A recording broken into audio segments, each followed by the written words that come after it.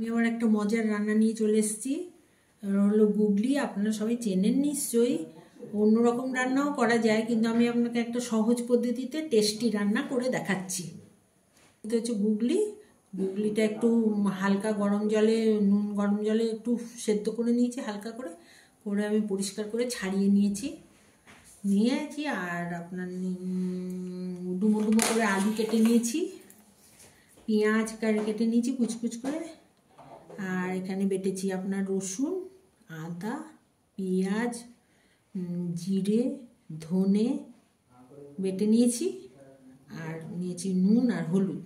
আর এখানে অল্প একটা টমেটো কেটে নিয়েছি কুচি কুচি করে।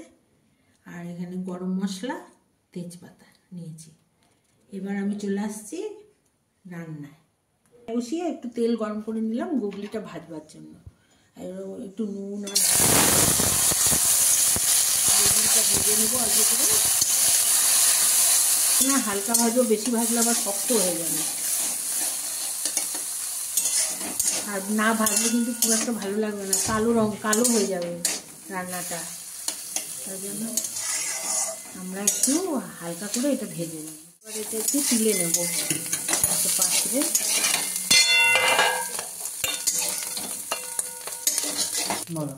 বন্ধুরা, আমি আবার একটু তেল দিয়ে দিলাম কড়াইতে, দিয়ে এবার আলুগুলো ছেড়ে দিলাম। আলুগুলো একটু লাল লাল করে ভাজা হবে।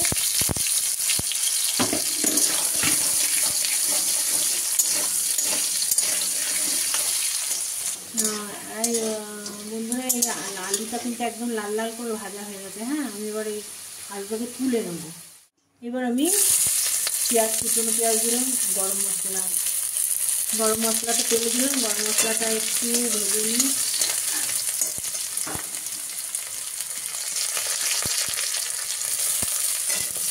গরম মশলার কি সুন্দর গন্ধ বেরিয়েছে। বন্ধুরা, আপনারা তো পাচ্ছেন না, আপনারা নিজেই যখন রান্না করবেন তখন পাবেন। গরম মশলা দিলাম, তারপরে পেঁয়াজ দিয়ে দিলাম। এবার টমেটোটাও দিয়ে দেবো। তারপরে এটাকে ভাজা ভাজা করবো। একটু স্লাইড নুন দিয়ে দেবো, তাহলে টমেটোটা একটু গলে যাবে।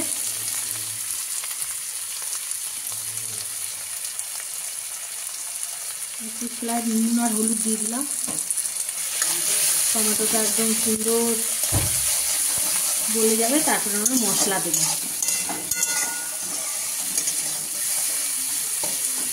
বন্ধুরা দেখুন, আমি এটাকে ভেজেছি, তেল ছেড়ে দিয়েছি পুরো, টমেটোটা গলে গেছে। এবার একটু টেস্টের জন্য আর রঙের জন্য আমি একটুখানি স্বাদ মতো একটু চিনি দিয়ে দিলাম।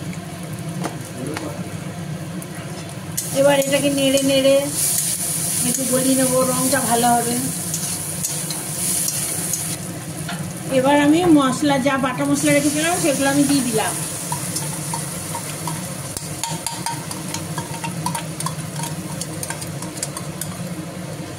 দিয়ে আমি নাড়তে লাগলাম।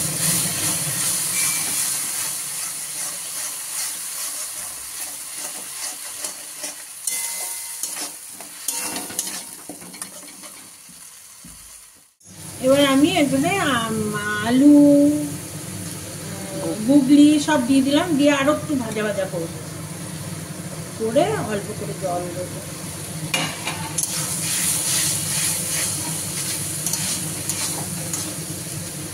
খুব খেতে ভালো লাগবে, আপনারা একবার খেয়েই দেখুন না, মজাদার গুগলি।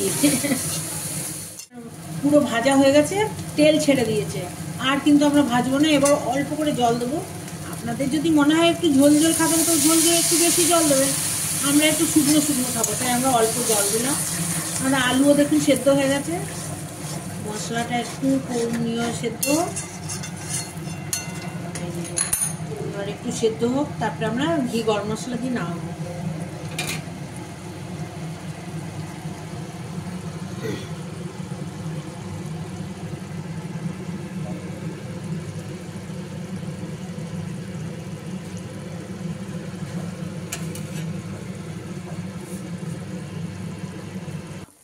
বন্ধুরা, আমার রান্না কমপ্লিট। আমি এবার নামাবো। নামাবার আগে আর একটু গরম মশলা আর একটু ঘি দিয়ে দেবো।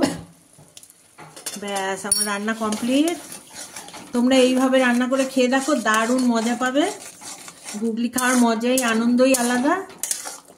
ঠিক আছে, আপনারা এবার ঝরঝরে গরম গরম ভাতের সাথে মেখে খাবেন, দেখবেন দারুণ মজা পাবেন, খুব টেস্টি টেস্টি লাগবে।